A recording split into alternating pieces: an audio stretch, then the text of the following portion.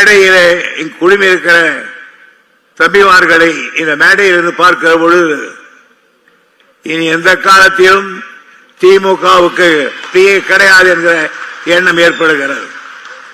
காரணம், ஒரு கட்சி ஆரம்பித்தால் பல கொள்கைகளை சொல்லுவார்கள். அந்த கொள்கைகளை நிறைவேற்ற கட்சி வேலை செய்யும். ஆனால் சில நேரங்களில் சில கட்சிகளோடு கொள்கை கூட சமரசம் ஏற்படுவது உண்டு. ஆனால் உயிர் கொள்கைகளுக்கு யாரும் இடம் கொடுக்க மாட்டார்கள். திராவிட முன்னேற்ற கழகத்தை பொறுத்தவரையில் அது இரண்டாவது காலத்திலிருந்து அரசியல் சில சமரசங்கள் ஏற்பட்டாலும் உயிர் கொள்கையான இந்திய எதிர்ப்பு, சுயமரியாதை, இவைகளெல்லாம் நாம் என்றைக்கு விட்டுக் கொடுத்ததல்ல. இந்த இயக்கத்தை ஆரம்பித்து 67 ஆட்சி பிடித்து அதை கலைஞர் கையில் ஒப்படைத்து போனார். கலைஞர் மிக வேகமாக அற்புதமாக இந்த நாட்டை ஆண்டார், இயக்கத்தை கட்டி காத்தார். அந்த தலைவரும் மறைகிற பொழுது தளபதியை கூப்பிட்டு என் பாதையை நடு என்று அறிவுறுத்தி அவரிடத்திலே முதலமைச்சரும் அதே போல் கழக தலைவர் ஒப்படைத்திருக்கிறார். என்னை பொறுத்த வரையில் நீண்ட நெடுங்காலம் கலைஞரோடு 50 ஆண்டு காலத்துக்கு மேல் இருந்தவன். தளபதி அவர்களை நான் இளம் பிராயத்திலிருந்து அறிந்தவன். ஆனாலும் நானே இன்றைக்கு வியக்கிற அளவுக்கு, போட்டுகிற அளவுக்கு, சல்யூட் அடிக்கிற அளவுக்கு அவர் தன்னுடைய பணியை ஆற்றுவதை பார்த்து மெத்த பெருமைப்படுகிறேன். காரணம், அவர் கலைஞரிடத்திலே பணியாற்றியவர், கலைஞரிடத்திலே கற்றவர். அதே போன்று இந்த அடுத்து இருக்கிற நம்முடைய உதயநிதி அவர்கள் அந்த இடத்துக்கு நிச்சயமாக சத்தியமாக ஒரு காலத்துக்கு வருவார்.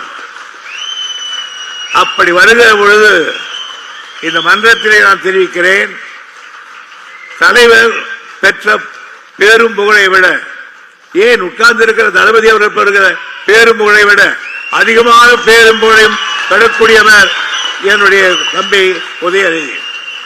நான் என்ன ஜோசியக்காரனா? இல்லை. வேறு பதவி கிடையாது. இந்த வார்த்தையை ஒரு காலத்திலே கலைஞர் என்னிடத்தில் சொன்னார், யோசர என்னையும் மிஞ்சிடுவாயாம, தளபதி வந்து அவனை மிஞ்சிடுவாங்க. இது இன்றைக்கு நான் சொல்லவில்லை, தளபதிக்கு தெரியும், உதயநிதி தெரியும், நீண்ட நெடுங்காலமாக சொல்லி வருகிறேன். காரணம், இந்த இயக்கத்தை அழியாமல் காக்க வேண்டும். வேற எந்த கட்சிக்கும் இவ்வளவு எதிர்ப்பு கிடையாது, நமக்கு மட்டும்தான் எதிர்ப்பு. தமிழை சொன்னால் எதிர்ப்பு, தன்மானத்தை சொன்னால் எதிர்ப்பு, சுயமரியாதை கேட்டால் அது எதிர்ப்பு, மாநில சுயாட்சி கேட்டால் எதிர்ப்பு. ஆக எதை எடுத்தாலும் நமக்கு எதிர்ப்பு தெரிவித்துக் கொண்டே இருப்பார்கள். ஆனால் நாம் அதையெல்லாம் மீறி கையிலே ஆட்சியை வைத்து நடத்தி கொண்டிருக்கிறோம். தளபதியை நான் இன்னும் உதயநிதி சொல்வேன், ராஜராஜ சோழன், ராஜேந்திர சோழன், ராஜராஜருக்கு பிறகு ராஜேந்திர சோழன். ராஜராஜன் மன்னனாக இருக்கிற பொழுது அந்த பணியை ராஜேந்திர சோழன் ஏற்றுக்கொண்டான். ஆனால் ராஜராஜருக்கு காந்தாலூர் சாலை வரையிலே சாலை ஆட்சி இருந்தது. ஆனால் அவருடைய மகன் ராஜேந்திரன் பர்மா வரையில் அல்ல, தாயிலிருந்து வரையிலே தன் ஆட்சியை நிறுவி காட்டியவன். இன்றைக்கு எழுதி வைத்துக் கொள்ளுங்கள், உதயநிதி ஒரு நாள் அத்தகைய ராஜேந்திர சோழனாக மாறுவார் என்பதை என்னுடைய அரசியல் கணக்கு. என் அரசியல் கணக்கு. காரணம், தளபதிக்கே தெரியும். கிட்டத்தட்ட நான் 60 ஆண்டிலிருந்து தலைவர் குடும்பத்தோடு மற்றும் பழகிறவன். எனவே எனக்கு இப்பொழுது இருப்பதெல்லாம் இந்த கட்சியை தாங்கக்கூடியவர்கள் யார் யார் இருக்கிறார்கள் என்ற எண்ணம் தான். அதை கணக்கு போட்டு அவர் செய்கிற பொழுது பாராட்டுக்குரியதாக அமைந்திருக்கிறார். எதை செய்தாலும் உதயநிதி சரியாக செய்கிறார். சமீபத்தில் வேலூருக்கு போயிருந்தார். அங்கு அவர் என்ன பேச்சு கேட்க வேண்டும் என்று நினைத்தேன், முடியவில்லை. ஆனால் முரசொலியை படித்தேன். என்னுடைய அனுபவத்துக்கும் அவருக்கும் சேர்த்து அந்த முரசொலியை நான் படிக்கிற பொழுது என் கண்கள் பறித்து போய்விட்டது. இனி இந்த இயக்கத்துக்கு அறிவில்லை. எனக்கு இந்த இயக்கத்தை தவிர வேறு இயக்கம் தெரியாது. நான் இன்னும் சொல்ல போனால் ரோட்ல நடக்கிற பொழுது மற்றவர்கள் கொடி பறந்தால் அந்த நிழல் எம்மையப்படாமல் ஒழுகி போகிறவன் நான். என்னை கலைஞர் அப்படிதான் வளர்த்தார். நான் கலைஞருடைய ஆஸ்தான சிவன். ஆகவே இந்த குடும்பமும் என்னுடைய குடும்பம் போல் இருந்தது. இன்னும் சொல்ல போனால் ஒன்று சொல்லுகிறேன். இன்றைக்கு நான் இன்றைக்கு சட்டமன்ற உறுப்பினர் எம்எல்ஏவாக இருக்கலாம். ஒரு காலத்தில் தலைவர் நானும் வீட்டில் உட்கார்ந்து சாப்பிட்டு இருந்தோம். அவர் சொன்னாரு, ஏயா போகிற முறையே நீ சீட்டு கேட்டிய இந்த முறை நிற்கிறியான்னு 71 தேர்தலுக்கு முன்னால கேட்டார். எனக்கு சீட்டு கேட்ட வேணாம், அதுக்காக காரியம் நான் வக்கீலா இருக்கேன், அதுதான் எனக்கு பிடிக்குதுன்னு. அப்போ வேணாமா அவனுக்கு அப்படின்னு போயிட்டாங்க. நான் அடுத்து கை கழுவ வந்தேன். கை கழுவா கை தண்ணி ஊற்றுறாங்க தயாளமார். ஏன் தம்பி வானாண்ணே சீட்டுனாங்க.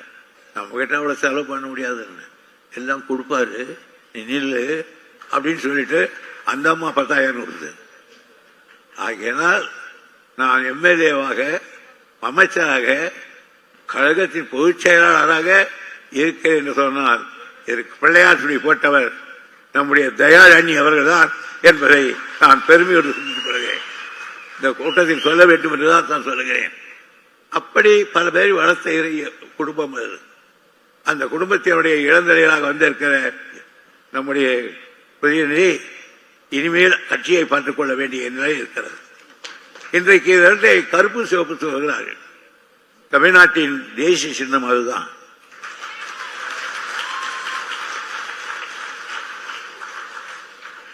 அதில் இருக்க என்ன கருப்பு சிவப்பு காரணம்? இருண்டு இருக்கிற இடத்திலெல்லாம் ஒளியேற்றுவதற்கு தான் சிகப்பை போட்டிருக்கிறோம். அந்த சிகப்பு எப்படி இருக்க வேண்டும் என்றால் காலையிலே உதிக்கின்ற உதய சூரியனுடைய நிறத்தில் இருக்க வேண்டும். ஆகியாலே அண்ணா அவர்கள் உதய சூரியனையும் கொண்டு வந்து வைத்தார்கள். அந்த ஒளி எப்படி கொஞ்சம் கொஞ்சமாக போய் கடைசியில் இருளை அகற்றுதோ அப்படி நாம் சமுதாயத்தை ஆற்றுக்க வேண்டி கொஞ்சம் கொஞ்சமாக போய் இந்த நாடு பெரிய வேண்டும். ஆனால் எங்க இருள் இருக்கிறது? எல்லா இடத்திலும் வாழ்க்கையில் இருள் இருக்கிறது, சமுதாயத்தில் இருள் இருக்கிறது, இலக்கியத்தில் இருள் இருக்கிறது. இப்படி எல்லா இருளையும் போக்க வேண்டும். அதற்காகத்தான் அண்ணா அவர்கள் மேலே விட்டு கீழே சிவப்பு வந்தார். இந்த சிகப்புக்கு ஒன்று சொல்லுகிறேன். நான் கள்ளக்குறிச்சி மாநாட்டில் பேசி கொடியேற்றி விட்டு பேசி ஒரு கான்ட்ரவர்சிக்கு வந்தேன். கலைஞர் 1000 ரூபாய் சொல்லியிருக்கார். அந்த சிகப்பு தலைவர் அவர்கள் விடுதலையிலே வேலை செய்து கொண்டிருக்கிற பொழுது அந்த அதுக்கு கருப்பு சிவப்பு என்ற அண்ணா சொல்லிவிட்ட பிறகு கருணாநிதி செயல் பண்ணினாராம். ஆனால் அங்க ஒரு திருநெல்சாமின்னு ஒருத்தர் இருந்தார். அவர் எல்லாத்தையும் கூட்டிட்டு போட்டாராம் பெரியார் பண்ண.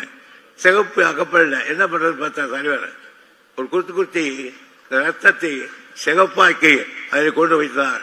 ஆகவே இன்றைக்கு கொடியில் இருக்கிற சிகப்பு தலைவர் கலைஞருடைய கையில் வந்த ரத்தத்தால் உருவான கட்சி. அப்படிப்பட்ட ஒரு கட்சி நம்முடைய கட்சி. அதனாலே இன்றைக்கு பார்த்தேன், ரொம்ப மகிழ்ச்சி எனக்கு. மிலிட்டரியில் கூட இப்படி பண்ண மாட்டான், அப்படி உரையார் செஞ்சிருக்கார். அது யார்?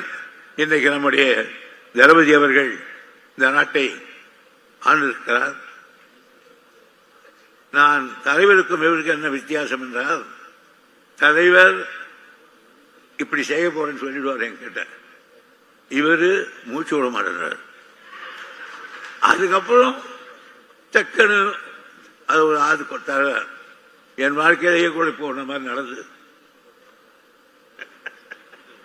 கிளாசிஃபைட் ஆட்ஸ், டிஸ்ப்ளே ஆட்ஸ், சிறிய விளம்பரம் முதல் பெரிய விளம்பரம் வரை அனைத்து கடைகளிலும் வீடுகளிலும் இலவசமாக டிஸ்ட்ரிபியூஷன் செய்து தரப்படும். சென்னை எக்ஸ்பிரஸ் நியூஸ் பேப்பரில் always your neighbourhood news paper.